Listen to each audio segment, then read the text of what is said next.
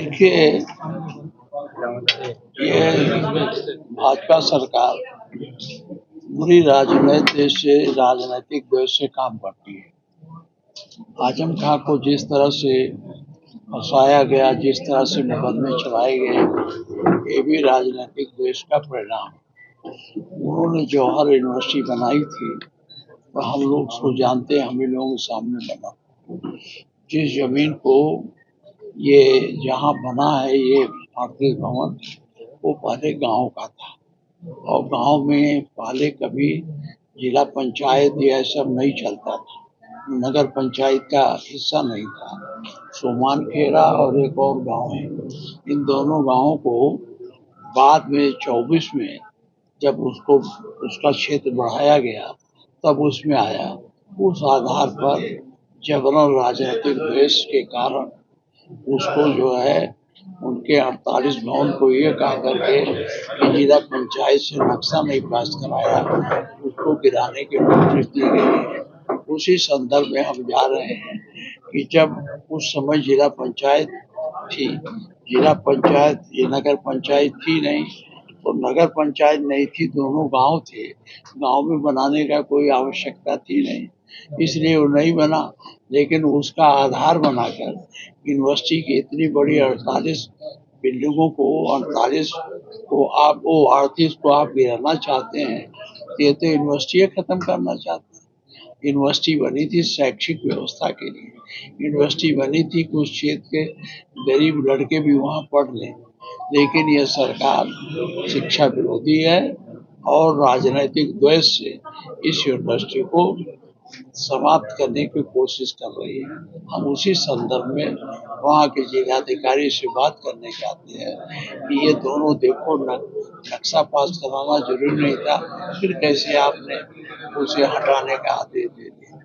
अगर फिर भी प्रशासन आपकी बात नहीं मानता है, अगर फिर भी प्रशासन आपकी बात नहीं मानता, पांडे जी, अगर प्रशासन आपकी बात नहीं मानता तो आगे क्या करेंगे? फिर भी बुलडोजर चलता है तो क्या करेंगे? उसके लिए हम लोग वैधानिक तरीका है, हम लोग गवर्नर से भी मिलेंगे और उसके लिए वैधानिक तरीका और न्यायालय के रास्ते खुले हैं। क्या मानते सरकार आपकी सुनेगी? क्या लग रहा है आपको सरकार सुनेगी आपकी? पांडे जी, क्या लग रहा है आपको सरकार आपकी सुनेगी? पांडे जी, एक दिन पहले ये वाला चैप्टर हो जाए, जौहर वाला, के बाद आप पांडे जी लगता है जा रहे हैं, क्या सरकार आपकी सुनेगी? सरकार आपकी सुनेगी आपकी बात को? जो ध्वस्तीकरण का आदेश दिया है उस पर कुछ विचार करेगी, क्या लग रहा है आपको? अब हम लोग बात करेंगे कि पता नहीं विचार करती है, उसके विचार को जोर से बोली पांडे जी, राजनीतिक द्वेष से हो रहा है तो हमारी कितनी बात सुनेंगे ये तो समय बताएगा। जंतर मंतर पे जो कुछ हो रहा है क्या कहेंगे? जिस तरीके से बच्चों पर, निहत्थे बच्चों पर लाठीचार्ज हो रहा है, ये सरकार की अधिनायकवादी विचारधारा है और ये गलत है। जो युवा रोजगार, अब युवा रोजगार के लिए, अपनी जिंदगी को सम्मानजनक ढंग से जीने के लिए, भविष्य को बनाने के लिए इस तरह के सरकार से मांग करते हैं, आंदोलन करते हैं, ये उनके लिए हम उनका समर्थन करते हैं और सरकार की निंदा करते हैं जिन्होंने उन पर लाठियां चलाई, उनको गिरफ्तार किया, चोट पहुंचाई। कल भाजपा रैली में थे, उनका सीधे तौर पे समाजवादी पार्टी को कटघरे में खड़ा किया, उनका जनता मंत्र में जो कोई बवाल हुआ उसके पीछे सफाई है। डिप्टी सीएम केशव प्रसाद मौर्य जी ने कहा कि जो जंतर मंतर पे बवाल कर रहे हैं वो समाजवादी पार्टी, कांग्रेस के लोग हैं। ये पूरी सरकार समाजवादी पार्टी से डरी हुई है। आप कभी बाबा का, मुख्यमंत्री का भाषण सुनते हैं तो पहले समाजवादी पार्टी का नाम लेकर ही वो शुरू करते हैं। समाजवादी पार्टी समझ सशक्त है, इसलिए इनको भय है, हर जगह उसे बदनाम करने की कोशिश करते हैं। मुख्यमंत्री कह रहे हैं कि जो समाजवादी पार्टी और कांग्रेस दोनों राजनीति कर रहे हैं छात्रों को लेकर, लेकिन ये राजनीति देखिए, आप तो सब जानते हो, छात्र राजनीति हम लोग नहीं कर रहे।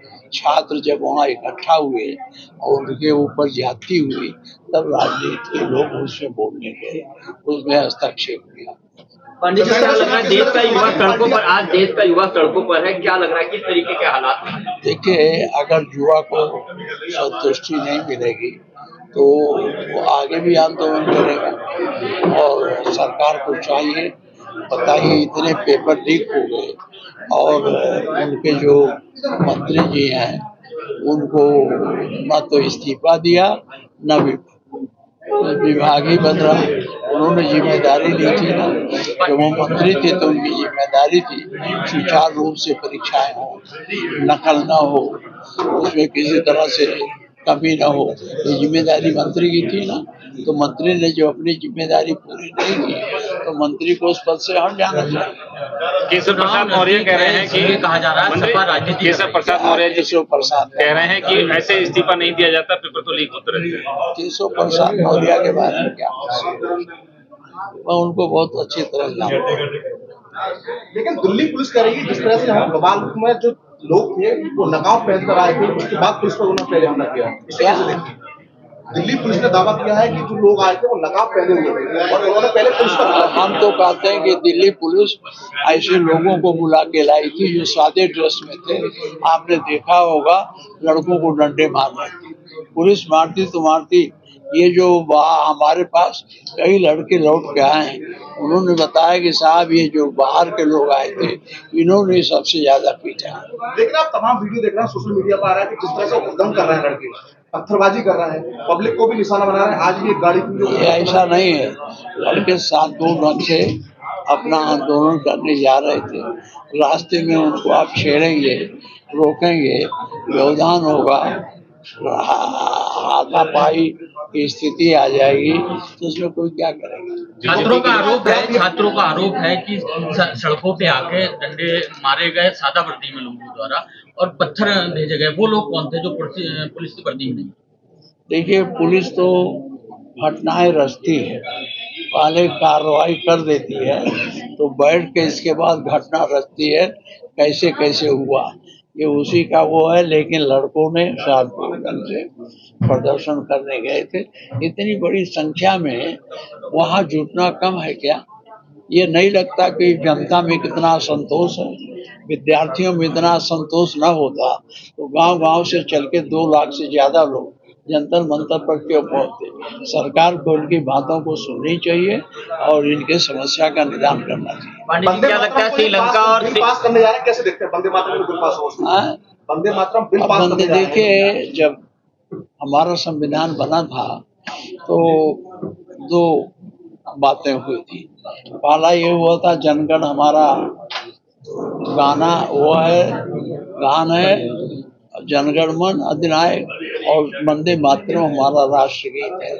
उसे जनगण का सम्मान और इसमें थोड़ा फर्क किया था।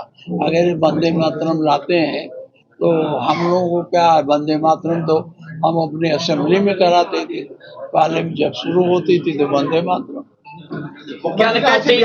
देखिए, भारतीय जनता पार्टी बेरोजगारी, महंगाई, कानून व्यवस्था, डीजल पेट्रोल की कमी, खाद की कमी से मन भटकाने के लिए लोगों को वंदे मातरम और धार्मिक उन्माद की समस्याएं पैदा करेंगी, जिससे कि लोग इनके विरुद्ध आरोप लगाएं। पांडे जी, क्या लगता है श्रीलंका और बांग्लादेश जैसे हालात हो गए भारत में भी, जिस तरीके से वहां तख्ता पलट हुआ था उस तरीके से?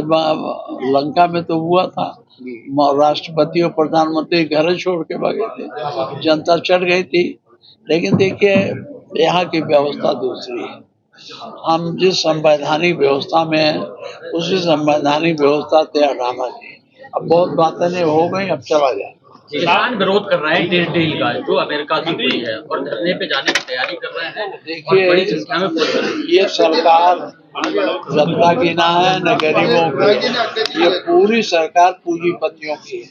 बताइए, पूंजीपतियों की आमदनी 100% बढ़ गई, अंबानी अदानी की बढ़ गई, साधारण आदमी के बढ़ा। आप जितने बड़े बड़े कर्जे जो करोड़ों में थे पूंजीपतियों के माफ किए गए, कंपनियों के माफ किए गए, और गरीब आदमी का 2000-4000 नहीं माफ किया गया। ये सरकार तो किसान की ना है, जनता ये केवल बड़े उद्योगपतियों की सरकार है। उन्हीं के इशारे पर काम करती है, उन्हीं को ठेका पट्टा दिलाती है, चाहे यहाँ हो चाहे विदेश में, चाहे बहुत। आपके राज्य की खबरें, आपके शहर की खबरें सबसे पहले जानने के लिए देखते रहें अमर उजाला। चैनल को सब्सक्राइब जरूर कर लें और पाएं हर अपडेट।